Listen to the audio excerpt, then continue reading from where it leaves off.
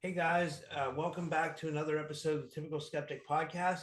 I have with me a fascinating guest, a helper of humanity. She's a retired nurse. She's a believer in the simulation theory. She's an archaics veteran, Cheryl Bailey. Her bio is she met Tom Campbell at an immersive 6 years ago, which completely changed her life around. She did 6 years of shadow work and still is. She met and worked with Jason Brashear. She organized the first ever Archaics event. She's also worked with Sol Luckman and others, including Martin Ledkey of the Flat Earth British. And she's going to be working with them in the future too. And I just want to give her a big warm welcome to the show and thank her for coming on. Cheryl, thank you for coming on. How are you?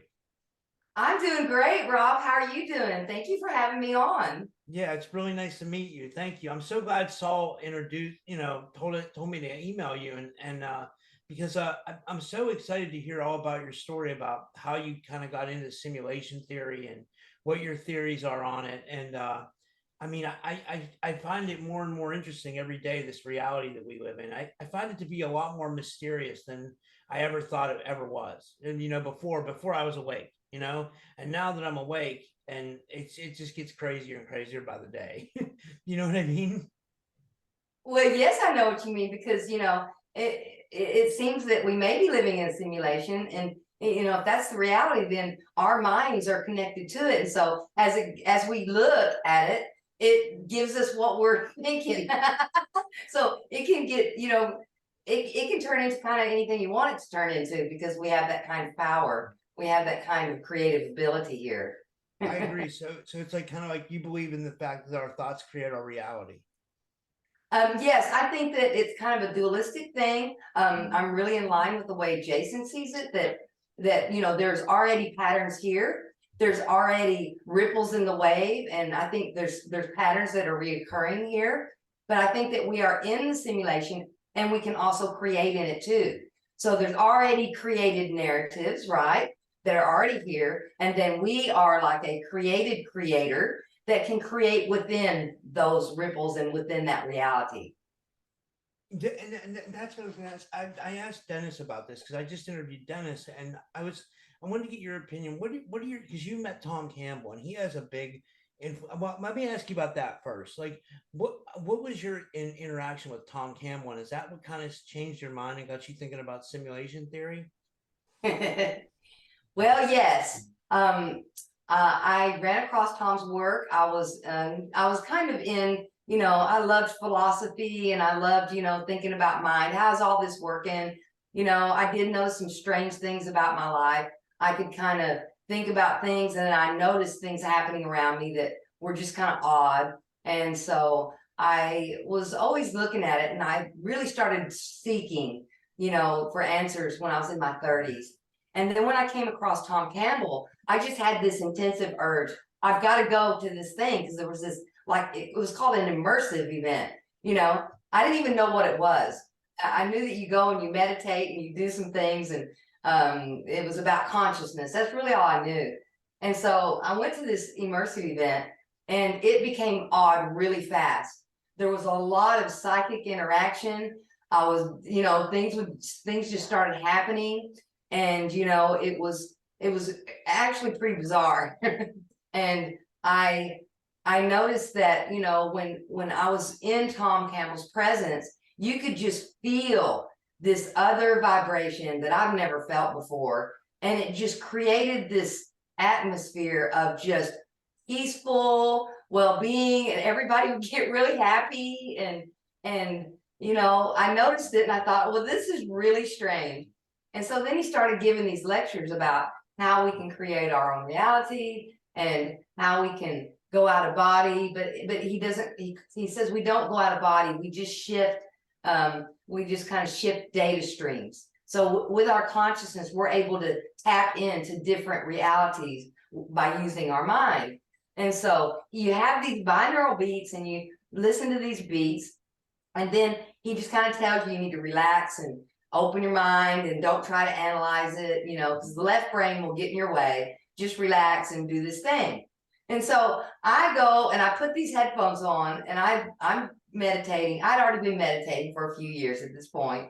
I'm meditating, and all of a sudden it just went pop. And I was in this reality that was more real than this one. It was really, really intense. And I'm looking around, I'm going, my gosh, what is this? And I noticed there was snow everywhere. And I looked down and I had deer legs. I mean, they looked real. They were fuzzy and I had hoofs Really? on my feet. It was crazy. I've never had an experience like that. And so I'm looking around, I see this red glow around my face. And I'm like, what is it? I'm looking around, I could see rooftops everywhere.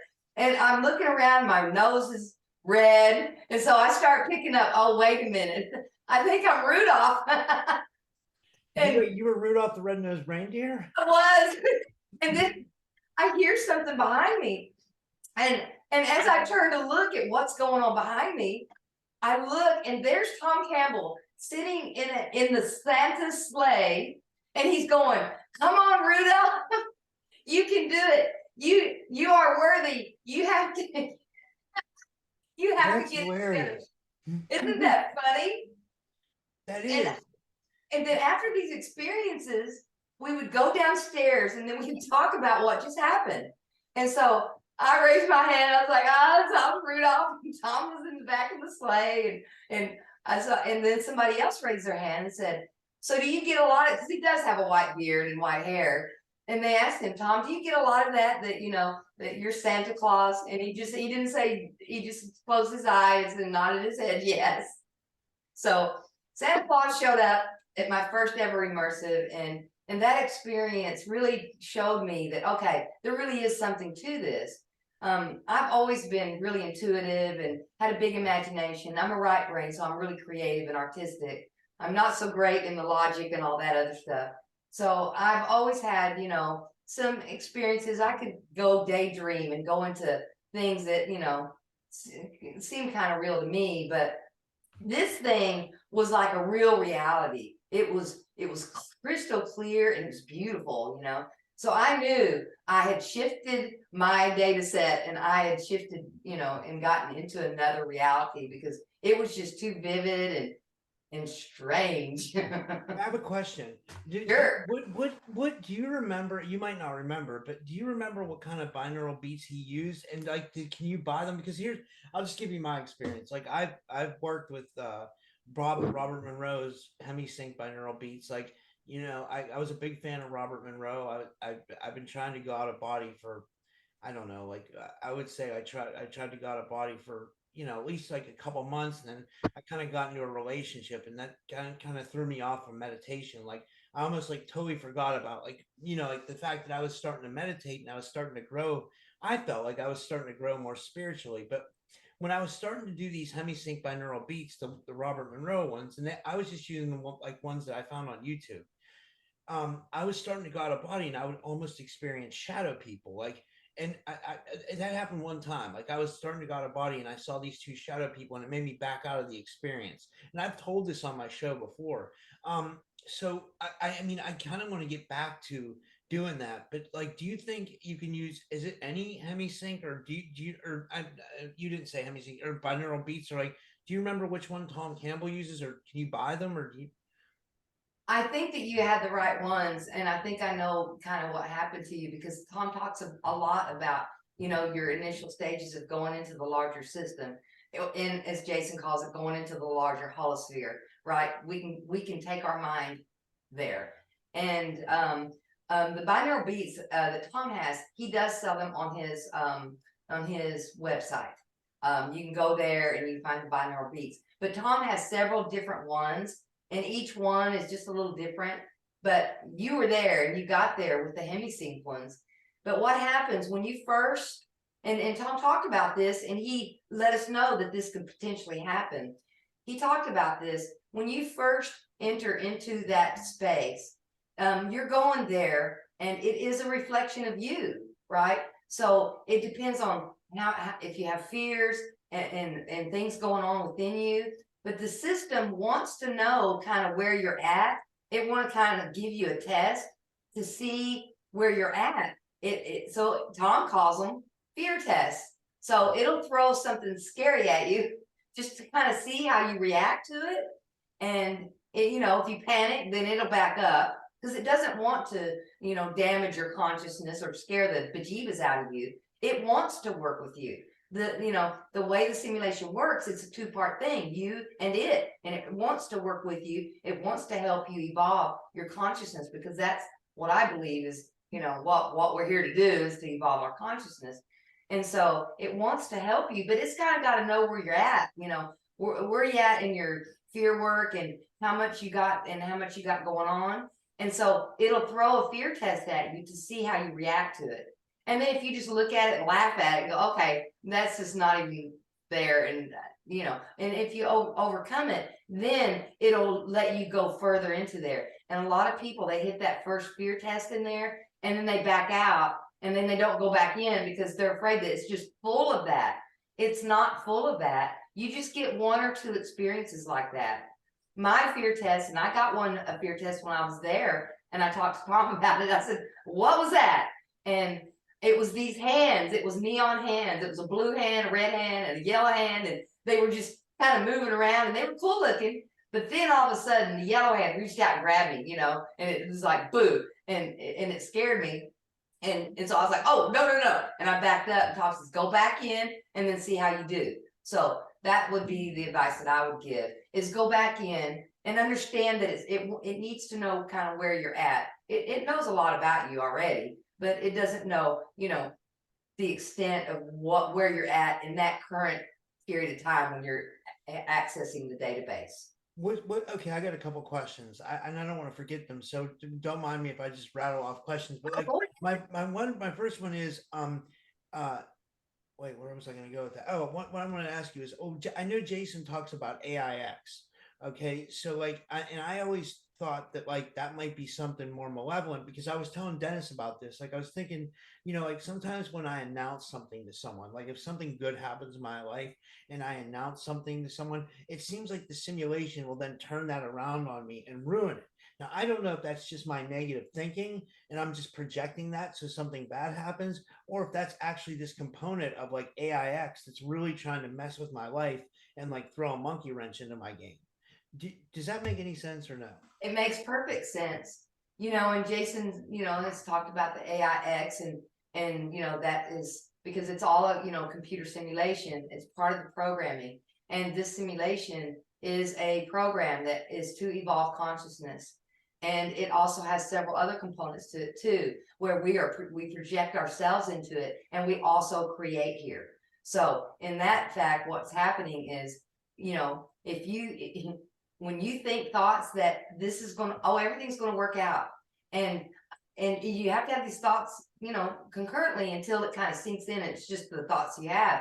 Oh, everything's going to work out. And, just like when we were glitching out a minute ago, I said, oh, we'll get it here in a minute. I didn't glitch with it. I was like, oh, here we go. Glitches have niches, we'll learn something.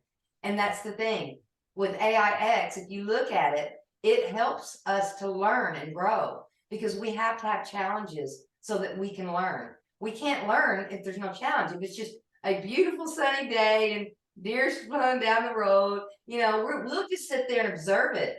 We won't move anywhere. And for us to keep our coherence together and keep our informed field, in the structure that we have it as, the consciousnesses that we are, we have to have that, and we have to continue growing.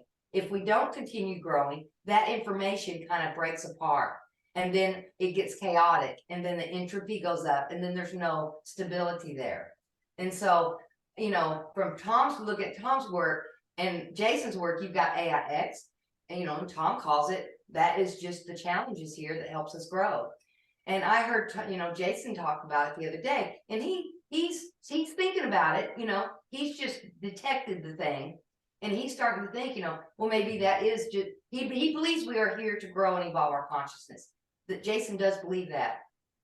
And now he's starting to think that AIX may be just part of the programming here that helps facilitate that. Otherwise, we would just sit back, get us a milkshake, and say, yeah, here we are. We wouldn't move forward. And then I was talking to Sol Luckman, and then he started talking about, well, what if we're writing all the programs? What if we're writing our challenges? Like we're a narrative writer, just like all these narratives that we see going on all around us. we as consciousness have those abilities too. We can write the programs of our life. We can write what we want, and before we come in, we get a memory erase, once we get here. So what if we're writing those programs specifically for ourselves so that we can have the lessons that we need to grow in the ways that we need to keep our coherence together? Because we want to continue living. We want to continue with life and growth. Otherwise, it's just nothing, right? Why? If this is all we got right now, we might as well do it, right? Yeah. One thing I wanted to ask you was, basically what you said, there's like duality here. It's like this simulation is based very much in duality, like the positive and negative. But let me ask you this: when you were in those other realities, when you've done this with the binaural beats, I don't know how many times you've done it, but is that world is that out of body world? Is that based in duality as well, or what is that? What is that reality like in your mind, in your opinion? Well, it's like another virtual reality, but it has a different rule set.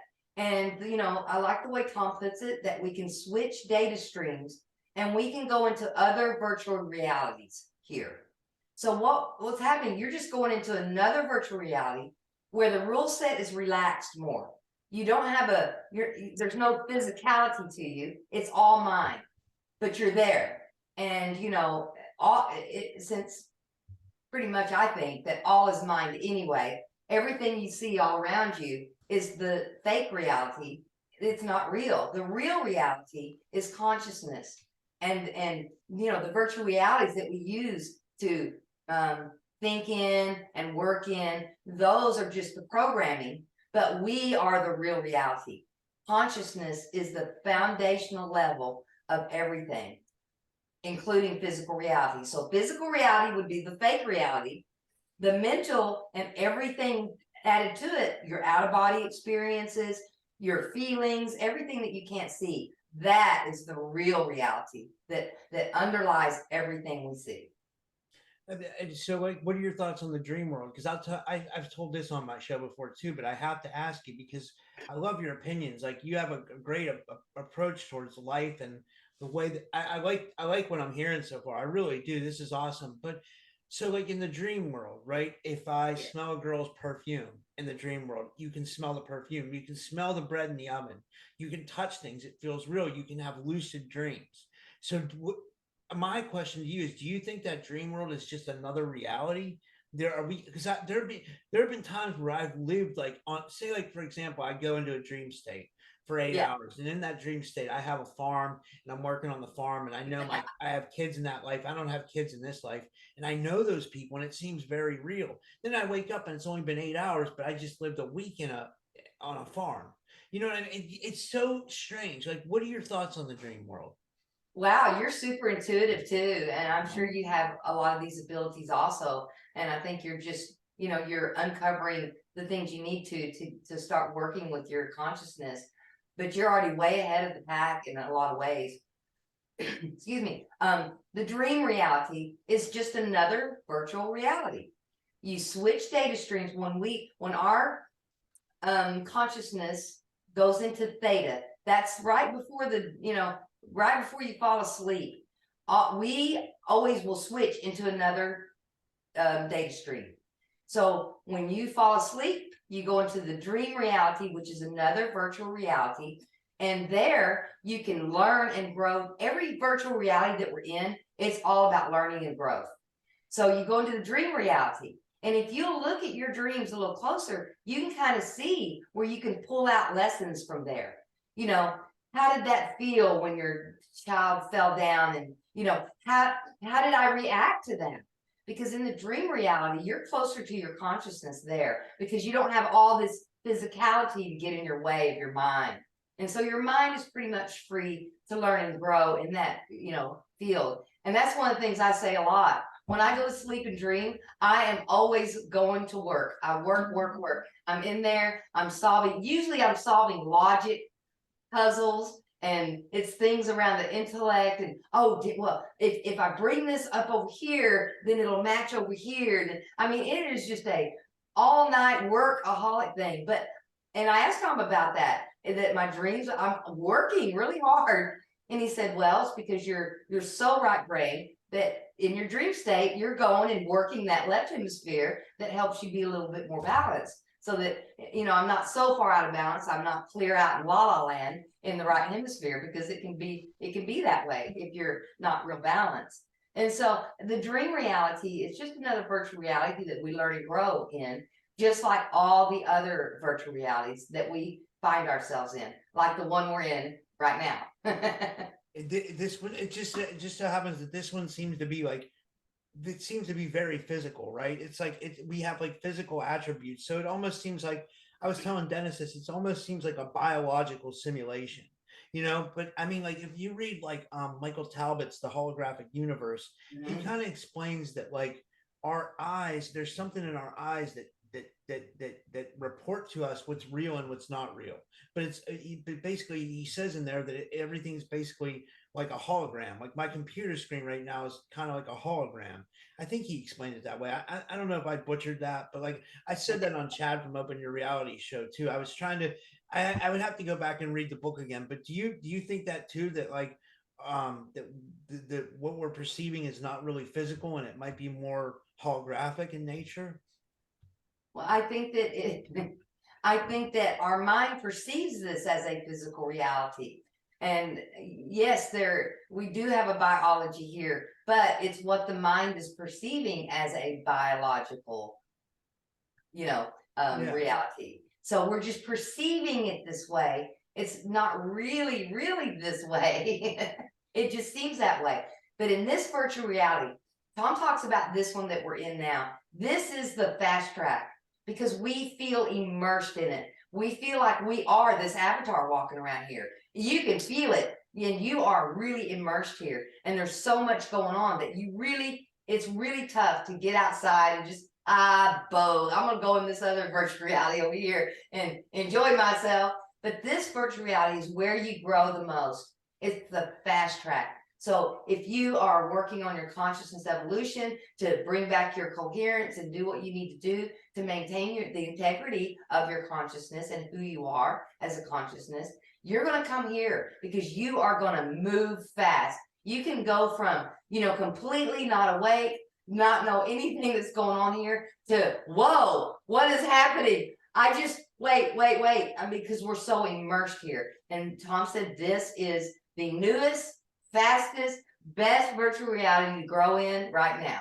He said that it is just the fast track. And I think that's why a lot of us came here, is because we want to go on the fast track. Well, let's get this growing up, further on down the road, because as we grow up, then we gain more functionality, we gain more insight, we gain more understanding about others. It's not so traumatic because, before we know anything, we think people are doing stuff to us and we're blaming other people for things that we're actually doing. So yeah, I think that the fast track for me would be logical if, I am a consciousness here growing and evolving. Yeah. So when did you? I wanted to talk to you about your psychic ability, because like I'm a bit. I love psi. I try to study. I'm trying to. You're right. I am trying to develop my intuition. I am highly intuitive, but I can't like go do a psychic reading for someone or anything like that. But like I want to know like what how to better develop it. When did you first start developing your psychic skills? And I mean, like, because I know you said before you met Tom Campbell, you were already meditating. So did you already have that in mind, that you had psychic abilities, or was it always kind of there? Well, I'm a right brain, so I'm very intuitive, and I think that my imagination just got overworked when I was young, so that, because I picked a lot of challenge for myself, and so I found a way to escape into my imagination, and so that really developed my imagination. I was probably not here that much. I was probably out in other virtual realities doing other things, because I didn't want to be where I was as a child. And so I think that developed my psychic abilities quite a bit. And I noticed some strange things when I was a kid.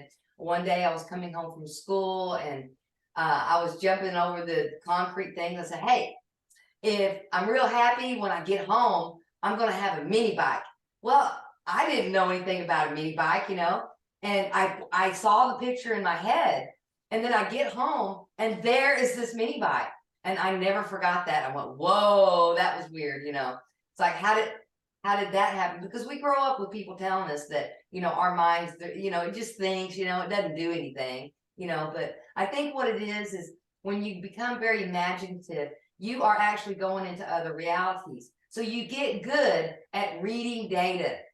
So as the data comes to me, and I think that's all it is with psychic people, we're just super good at reading data in the larger system. And then we can read data from other people. We can read data of our family members. And I noticed that there's about half of my family has these abilities too. And they, I'll pick up the phone to call my mom and she's calling me, and there's a lot of that goes on in my family. And now we just laugh about it because now we know there's no, you can't get away from that one, because if it's happening, it's happening. So I think that's all it is that we just get really good at reading the informed field. And as you're putting data into your informed field and you know that you're putting it in there, then you're just get good at pulling that data right back up. And then you can connect another person to it, and then you can talk to them. And, when I was at the conferences with Tom, he said, well, you can talk to anybody you want to because consciousness is all netted together. You can just go in and like dial on the phone. Hey, what are you doing today? And you just think the thoughts and they can hear you. And it's really true because I've used it and I've tried it. I've experimented. I've done lots of experiments. And that's how I've come to my conclusion that I just got really good at reading the data. And to get good at reading the data, the biggest piece of it is I did probably a couple of years of meditation. I don't think it takes that long for everybody, especially someone as intuitive as you. I think if you could go back into that, into that informed field and just work there just a little bit, I think that you would be able to get all the answers and get in there and work with the informed field yourself. It's just learning how to use it, learning how to do it. Some of my guests, they might not know what you mean by informed field. Like, what do you mean by the informed field? The data, because if you look at the underlying thing, what consciousness is, it's information. All mind, everything is information. And Jason, that's what Jason calls it, the informed field. Information informed field. So I really liked that, and I kind of like that too. Yeah. So as you're looking at the informed field of yourself and others around you, and then I think that there's other consciousnesses that we've known before here and that we just click with. It's those people like you just met them and it's like you picked up where you left off. There's not that awkward weirdness at first. It's just like, oh, this feels so good. And you just think, well, they're just a cool person. No, chances are you've known them before. Well, you're going to be good at reading their informed field because you've already done it before, right? And so I've had that with a bunch of people since I met Tom. And I met a whole soul group that I used to be in. And we can talk back and forth through this informed field very easily. And there's several people that I can just think in my mind about them, ask them questions, get answers back. And then a lot of times they'll either text me, send an email, or call me. So yeah, it's just a matter of learning how to use it. And I think that was the great thing about Tom Campbell's work, is that he showed people how to use this, how to do this. This is how you do this, and he went over all the details of how to do it. And I went to five immersives. So I was really getting in there. It's like, I'm going to learn how to do this, Yeah, that's fascinating. Now you said when you in the email you talked about a Beamish Hall event with Tom in Europe 3 weeks ago. Yes. Well, I just got back a few weeks ago. That one was not an immersive. It was called a house party. It was basically Tom Campbell's retirement party. It was his last live event that he was going to do. And that was it was scheduled, I think, a year and a half ago. And so a lot of, his students, he works with hundreds of people. I don't know how many people he's helped. He mentored me for almost 6 years. And while I was doing the inner work that I needed to do to evolve my consciousness, and I was really working hard on it, he was just there the whole step of the way. I could go on the fireside chats that he has and ask 2 questions a month, so that he would work with me there. And you would ask your question, and then he would sort of answer the question and then trail off over to what information you were really needing at the time, you know. And so when he's working with you, you know it, and it's a really intensive work process. And but as you grow, your reality just starts shifting and changing, because you know, as you grow, your fear ratio is going down and your ability to love is going up. And so, you know, with the love vibration being such a very powerful vibration here, as that love vibration goes up and your ability to love others goes up, then your power goes up and your abilities, what you can do here, goes up. Because as a That's loving, go ahead. that I was it's so interesting you said that. I had on my show the remote viewer Buddy Bolton. He's a really good remote viewer, and he when he comes on my show, he always talks about that to really harness psychic skills. He said you need to walk the path of virtue. Yes, yes, and morality. Morality is another energy here, and I think that that is, you know, part of this simulation. And without that morality and integrity piece, then you know your manifestations are going to be kind of off, and you're not really going to be able to hone your skills as a psychic consciousness. You know, because you have to have that piece, because we have to know how important it is of how we treat others, how we treat ourselves. Are we treating them with love and kindness, or are we reacting and being mean? You know, we have to be able to be in a loving vibration before we can really get to the nuts and bolts of how this place works. Yeah, it's a weird simulation what we live in. Like it's always more mysterious. Every time I turn my head. So let me ask you this. You mentioned in your bio that you worked with Martin Leidke. I've never heard of him. Can you talk Um, about who he is? Martin Lika has a podcast, and it's called Flat Earth British. He lives in Cardiff, Wales. I came across his channel 4 years ago, and I noticed something very special about his podcast, in that he was very upbeat. He was very positive. His channel is about Tartaria. Have you heard of Tartaria? You Oh know, yeah, the I love hearing about that because I think I think there's signs of it all over the place. Like like it's real. It was very real. Yes, it's a real thing. Well, in Cardiff, where he grew up, he was just steeped in all of this old architecture everywhere he went. And so he was raised around it, and he was really interested in history. So he started looking at the history, and then it didn't match up with what he's seeing all around him, and he knows what exists. So he went on a journey, started looking at it, and he looked into Tartaria, mud floods. He's really into old maps. He's just really a scholar too. And as he worked through this, he started realizing, wait a minute, there's something wrong with our history. Something's not right here, because I know that a horse and buggy didn't drag that stuff up here. There's no way a horse and buggy could have done that, you know. There had to be machines and, you know, cranes, and there had to be something else there besides a horse and buggy dragging this giant pillar of marble, you know, down the road. It's just not possible. You'd have to have 10,000 horses to do it. So Yeah. as those questions started popping in his head, he started a podcast 7 years ago about Tartaria and, you know, mud floods and what is this realm that we're living in? Something weird is going on here. And he was really the original one that started talking about Tartaria. He helped start like John Levy's channel, you know, and that's where he was the original one. He was there first. I And have I to think say, I'm sorry, I didn't mean to interrupt you. oh, go ahead. I was excited. Did you ever hear of Howdy McCoskey?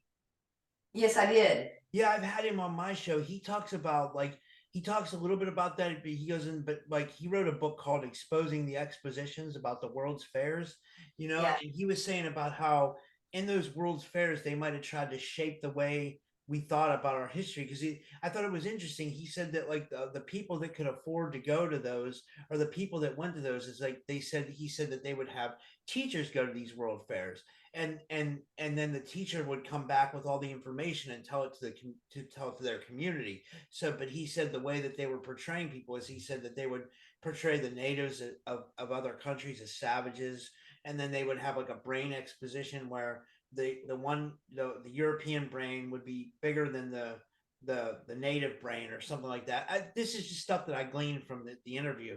But did you ever get into that? I was just wondering, like, what if you thought that, because Howdy seems to think it fits into place with like kind of like Tartarian mud floods and stuff like that. You know, I think it was around that time. Well, I think Tartaria was way before that, right? But it kind of is in that realm, I think.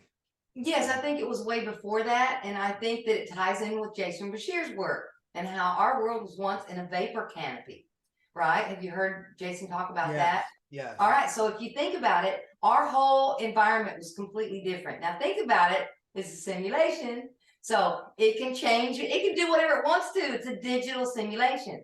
So if it changes from one environment to another, hey, let's see how we can grow in this one, right? And evolve here. So it's got to have a demarcation mark of where one reality starts and the next one begins for us to play in, right? So when the vapor canopy was phased out, remember, the sky fell and we had floods and all that kind of stuff. Well, it's just part of the simulated reality. So in that vapor canopy, you had all these big Tartarian buildings. It had all of this equipment on top of the building. And Martin Lika, he's the one that coined this term. He calls it antiquitect. And this antiquitect, it interfaced with the vapor canopy and it functioned in a different environment than what we have now. So, see, the simulation comes along. Okay, we're not doing the vapor canopy anymore. Let's start here. Let's do these expos. Let's tell people this is what we're doing. And then let all the consciousnesses come in. And you can see in the expos, everything would be deserted. And then all of a sudden, there's a bunch of people there. Well, the simulation just brought them there. Okay, let's start here. And all the consciousnesses that want to come in, you can come in right here, and then we'll start evolving from here. So let's tell them this story. Let's tell them this narrative, and then let them go from there. And look, we've had what? Almost 200 years of experience and growth and all that stuff. And then what happens as consciousnesses grow here, we start figuring out that it's a simulation, right? So then it's going to have another reset. But when the resets happen, this is how Tom describes it. The simulation, it doesn't want to damage our consciousness. We're here to evolve and grow. It's not here to damage our consciousness and just freak us out to nothing. So when a reset happens, the system pulls the consciousness out of the avatars.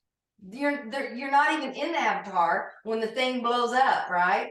And then we just hang out for a minute, and then it restarts it again, and then we just come back in. We just come back in, be born as a baby, and start over again, because we're consciousness and we're eternal.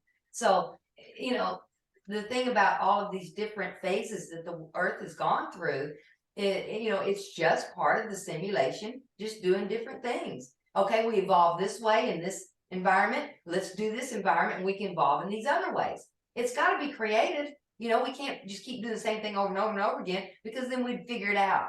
Because we're consciousness. We can do anything here. This is fascinating. This really is. It makes me. So, does he believe that he calls his show, I'm sorry, Martin calls his channel Flat Earth British. Does he believe in the flat Earth? Then is he component of the?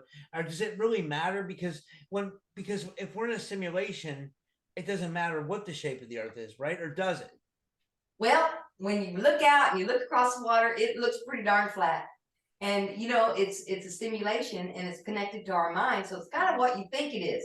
If you think it's a globe, you're going to get all of that data that says it's a globe. If you think it's flat, you're going to get all that, and you're going to see all that data that says it's flat. But I think, here's what I think about the whole round Earth, flat Earth thing they got going on right now. Think about it.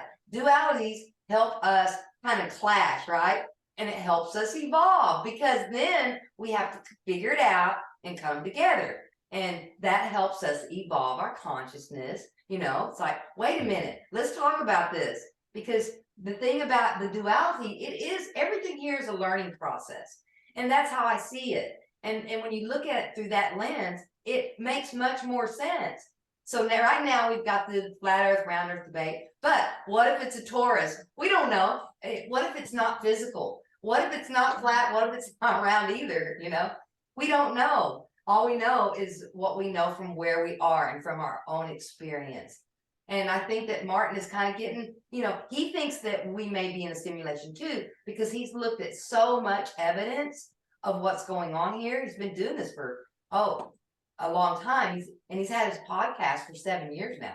So he's been looking at it for so long that he started seeing the patterns of, wait a minute, this is a repeating cyclic pattern of what's happening here. So, and he also likes Tom Campbell's work, and that, this may just be a simulation, because all the evidence, from Martin Liedtke's work, from Jason Brashear's work, to Tom Campbell's work, it's all pointing in the same direction, that it's a simulation.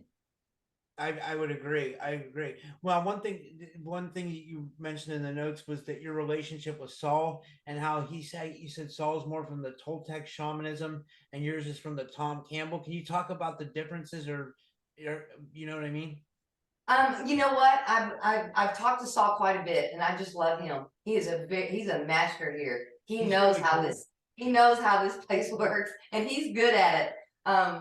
Yeah, in the Toltec shamanism, as we've talked around some of these concepts, and how Toltec shamanism is very similar to Tom Campbell's work.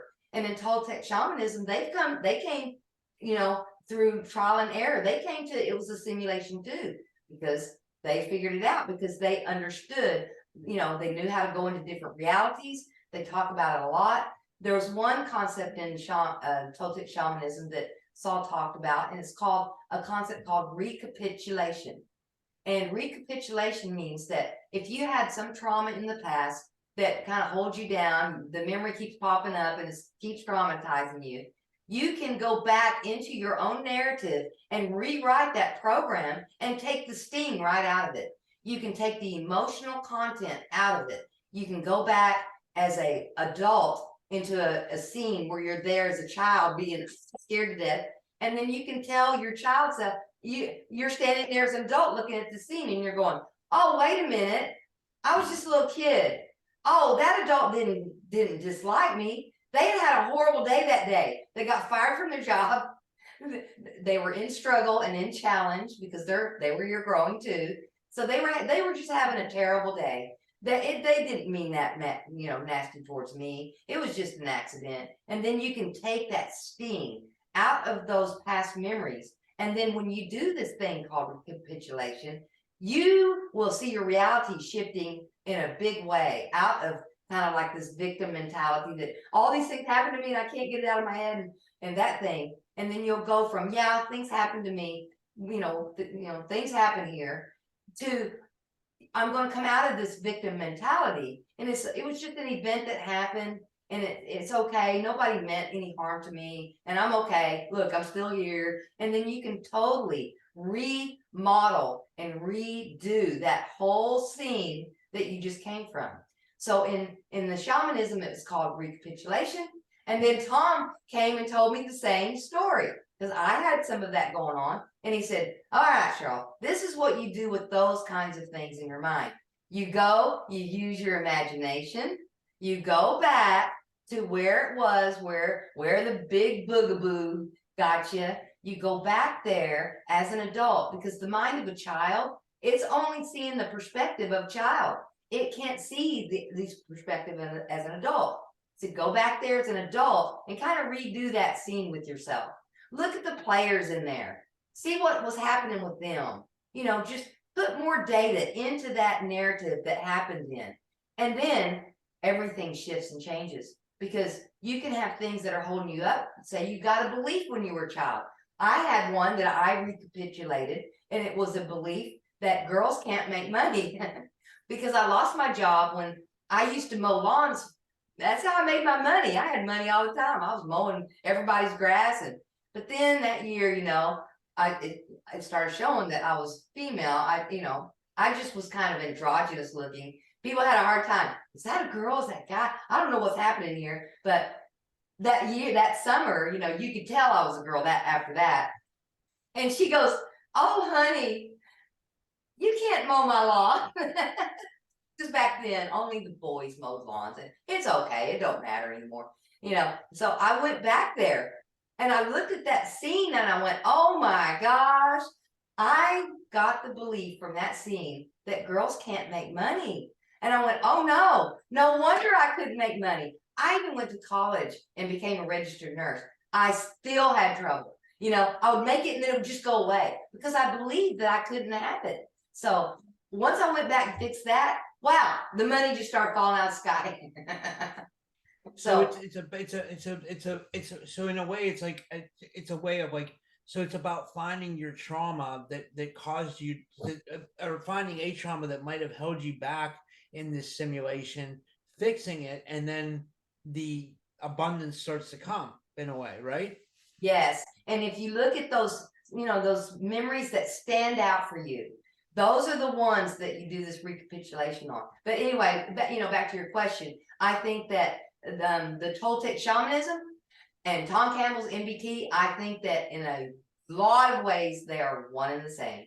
They're just packaged differently, just like Jason Bashir's. I think it's one and the same too.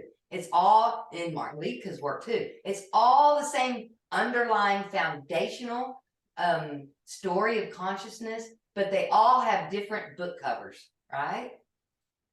That I agree. That's pretty. Oh, and speaking of Jason, I wanted to ask you about the Archaics event because I didn't get a chance to go, but I heard it was amazing. I heard Jason posted it on his channel. I didn't get a notification for that. Like, how? First of all, what did he post that on his channel? What, the event itself? Someone told me he posted like an 8 or 9 hour event of an 8 hour, 9 hour video of the event. Yeah, it's over there on his podcast. Yeah, they posted the whole thing, and it's like a 7 hour long. He spent all day working with 300 people. It was a beautiful thing. Everybody took away so much from it. This Jason is a very brilliant creator here, and he understands a lot of things from all the work that he's done. And it was beautiful watching him help these souls, learn how, this place is kind of working and how you are an immortal being here and how you are, you have creative abilities here. It doesn't mean, excuse me, it doesn't mean you created the whole thing. It just means that you can create here. And he was, teaching them how that works and all of that stuff. And so back to the question was, yes, the podcast is over there on his channel. It's the 7 hour long one. And it's a live stream. It's not perfect because it was the very first event ever. So there was glitches and we were running around there. It's like, okay, glitches have niches. We're gonna learn from these. It's gonna be okay. And you organized it, right? You helped organize it. That's a funny story. That's a really funny story because I've just been learning how to use my mind to create the reality that I would like to see, right? So I found Jason over a year ago, I think it was, and I was just kind of hanging out in the chat because I really like the people there. They're more open-minded. They're more, I think that a lot of them, they call it errants. They have these gifts of intuition and imagination. So I'm in the chat, I'm laughing and cutting up, and I realized there was a lot of people from Texas in the chat. I said, hey, wouldn't that be fun if we all get together and go to a restaurant and have a dinner and share ideas? Because I loved it. That's why I'm here. I love doing this. And so I said, oh, that idea feels good. When you have an idea that feels good, well, you need to go in that direction. It's like, what's here, So I started looking into it. I looked into, getting a restaurant, and we were all going to go. And I posted it on Facebook, on the Archaics Facebook page. And so I picked the date like January 21st or something. And Jason saw it and he said, oh, I see y'all. I see y'all are going to go meet up. Well, I'm too busy and I can't go. So y'all have a good time. So we were like, yeah, we'll have a good time. So then as the date started coming closer, I realized it was too close to Christmas. Everybody was just recovering from the holidays. So I went, okay, I've got to move this. So I'm going to move it to April 1st. You know, it's kind of funny. Aaron's April Fool's Day, a bunch of fools playing in here, you know, in the simulation. What are we doing? What's going on? And so I posted it for April 1st. And then I was sitting there on a live podcast, and Jason looks at it and he goes, you know that thing that Cheryl's doing on April 1st? Since it's April 1st, I can go to that. You know, he was too busy at the last date that I had set. I'm going to go to that. And he had just announced that on a live podcast with 100,000 subscribers. And I thought, oh, wow. I don't think the restaurant's going to work. I'm going to have to get a bigger venue. It's like that Jaws movie coming up, you know. You're going to need a bigger boat. and I was like, oh, wouldn't that be fun? That would be fun, you know. And so I just started thinking good thoughts around it, seeing this is how that creative process starts, right? You're creating your reality. And so I thought, okay, we're going to do an event. Oh, wouldn't that be fun? That feels good. And then you gotta make an action in that direction. So I started looking up venues. Well, here's a venue here. Oh, this would be fun. Oh, this would be fun downtown Fort Worth. This would really set the stage for a errant convention because it's just really odd. It never aged. It's not a regular city. It's like going back in time 200 years. And so I decided that Fort Worth Stockyards, that's where it's going to be. And I went over and I talked to the woman. And see, I took action. I went over and talked to the woman about the venue. And I didn't even have the funding in place for the venue yet. I hadn't done all that yet. So I was thinking about it. And I went over there, I talked to her. She told me what it would be and everything. So I come home and I start thinking around it. And I was like, well, you know, we could just sell tickets.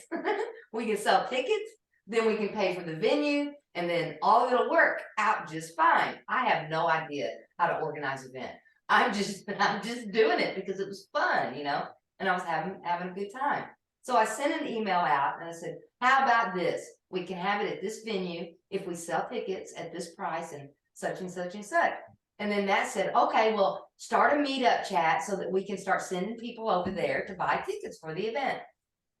And it started out just this little bitty, we were going to meet at a restaurant, and then it turned into this huge, it just mushroom clouded into this huge event with 350 people, you know, and all of this equipment coming in and all these moving parts. And it was like Jason and Matt and everybody, they kind of jumped on their, you know, I was already doing it anyway. So they were like, well, let's just co-create it and do it all together. And that's what happened. And it was just it was a 3-month-long process. It was very fun. It had a lot of challenge in it. We all grew a lot from it. And then when the event happened, it made everybody so happy just to get to meet other people that are like you. Because when we're out in the world, you know, and we're kind of waking up a little bit, we kind of know a little bit more about what's going on. You just can't go have a conversation with someone about the simulation that you live in. Yeah. It's just not happening. And so that just, you know, proved to me right there, which I already knew that I had these creative abilities and I could create realities within this reality.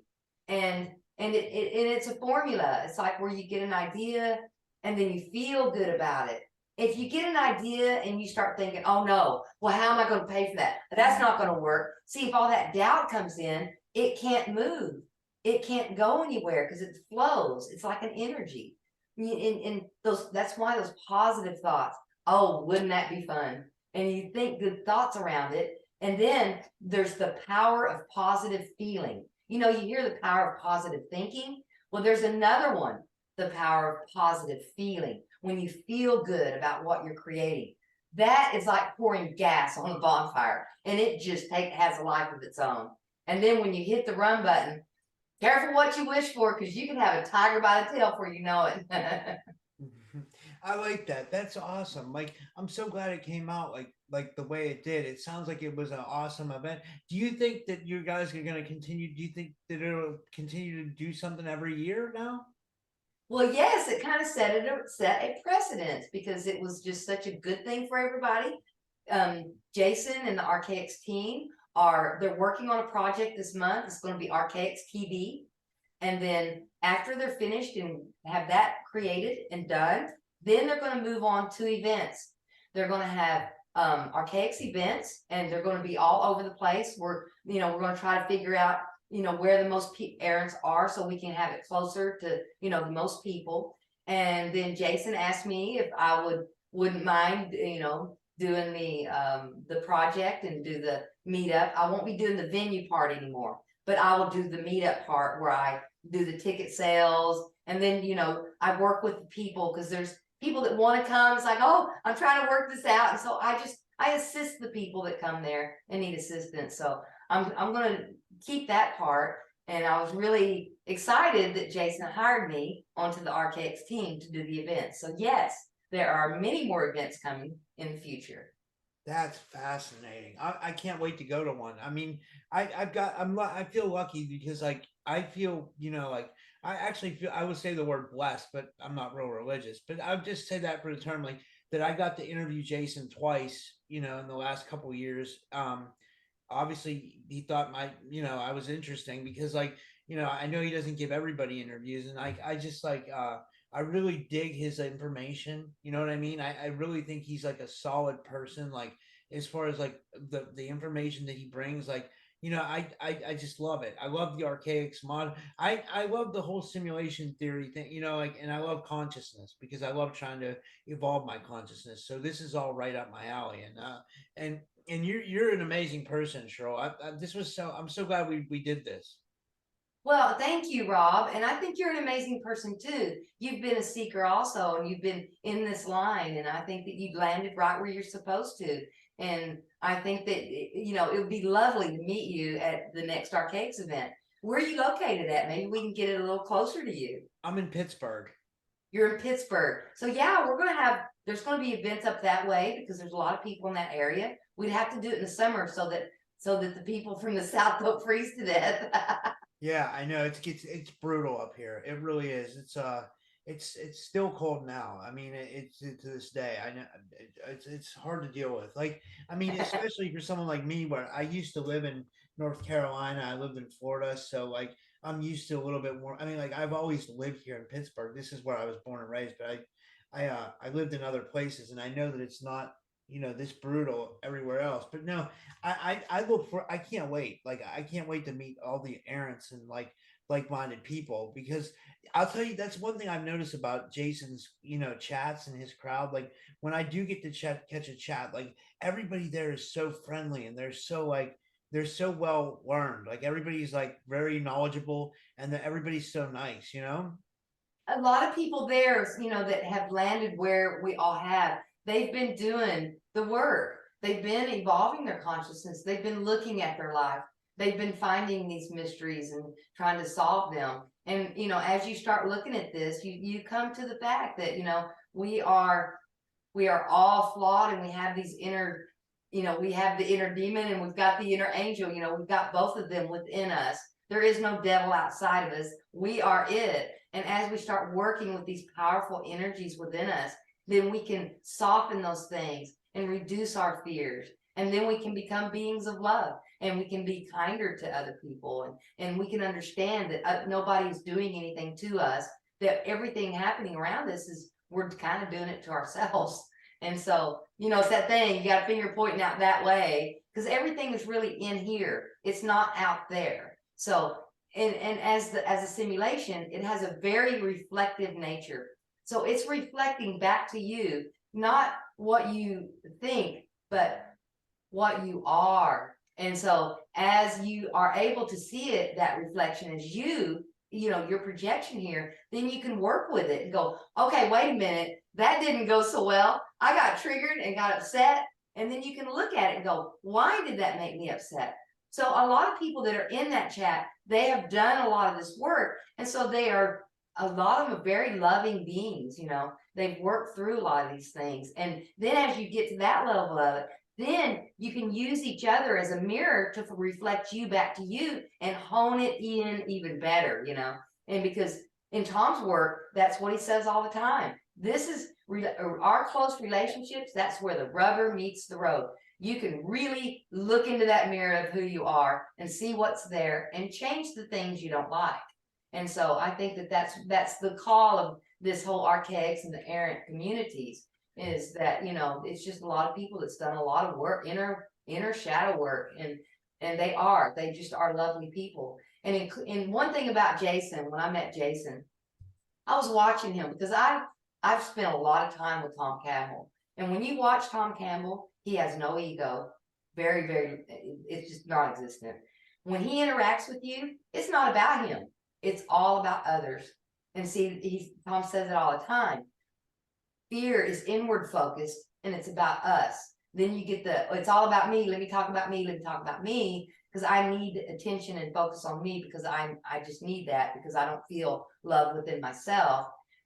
When you start growing, evolving, it goes the other way.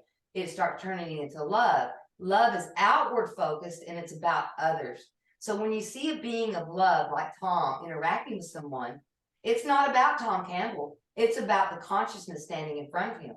And then when I interacted with him, it was about Tom. Oh, how are you doing, Tom? See, and that is what makes that deeper connection with each other that feels so good, that we all thrive from. And Tom Campbell is an expert at it, and so is Jason Bashir's.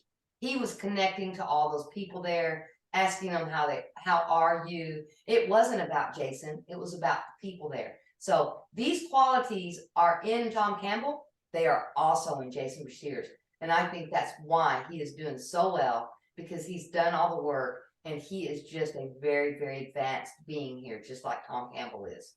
That's fascinating. I would agree. I would agree. Well, this has been fascinating. Can you tell everybody where to find you, where to find your YouTube channel, anything you else want to promote? And thank you so much. It was so nice meeting you. This was awesome. Well, hopefully we can do this again, Rob, because there's just so much here. There's so much to talk about. I have a channel. It's called Front Row Seat, and it's where people come and they dialogue, and we talk about consciousness. We talk about what our experiences are. We try to be authentic and vulnerable. When I have like mistakes and things happen, I just kind of put it out there anyway, because none of us are perfect here, and we're all just doing it, and so I just want it to be like that. There's a lot of laughter and love on my channel. And we just typically everybody just comes on there to have fun, because we can do other things, but having fun seems to be a lot better, And so, yes, come to the Front Row Seat, where it's all about you because you're doing it. That's my channel. And I would love to invite you to come on my channel next time, Rob. Oh, I will. I'll come on for sure. Yeah, that's awesome. Like, I would love to be a guest. I really would. I mean, mark me down. I mean, okay, I will. I'll send you an email. Yeah, for sure. What happened was, I'll just tell you. I started a new job at a bakery. Well, it's basically like a bakery. You know what I mean? So I've been waking up I think I told you this in email. I've been waking up at like 3 a.m. for work, and then I do my podcast all throughout the day, or I try to squeeze them all in. And so that's kind of where I'm at. And then in the back of my mind, I'm like, I know I got to wake up tomorrow at 3 a.m. So I'm like, yeah, and it's 8:30 here now. So I'm like, well, I better, and then I'm like, well, maybe we can do a part two, because it's in the back of my mind. I'm worried about it. You know what I mean? Like, well, let's I just do a shouldn't part be. 2 and cut it off here and send you off to dreamland, so you can go into your virtual reality and see what's going on in there. Well, I know exactly what I'm going to do because of you tonight. I'm going to be listening to those binaural beats. Like, I'm going I'm not even kidding you. Like, as soon as we're done, I'm going to find the Robert Monroe Hemisync binaural beats. I'm putting on my headphones, and I'm going to see if I can connect tonight. Like, I've never do it, been Rob, so do it. sure, Just do it. And if those shadow people show up, just put some weird, funny glasses on them. Look, here, I've got some weird glasses. You just get some glasses like these, and you put them on, and you go, booga, booga, booga, booga, boo, whatever, and you just laugh at it, because, it's not it's just a virtual reality. And just laugh at whatever you see, and then the doors will swing open, and you'll be able to go in there just fine. Yeah. Yeah, I'm looking forward to it now. Yeah, don't worry. We all get fear tests at first. It's not they don't kill you. They just try to scare you. Yeah, that's awesome. Like this, I'm looking at everything in a whole different way now. Thank you so much. This was amazing. Oh, that's awesome, Rob. And you have a good night with your hemi-sync. You should be really relaxed for your work tomorrow. Okay, And it was so nice meeting you. Thank you. It was really nice meeting you. it was very, very nice meeting you too, Rob. And we'll Yeah. do this again soon. I know Okay. you're limited on time, but we, whenever you're ready and you can, it's fine. Okay. All right. Have a good night. You have a good night too, Rob. Bye.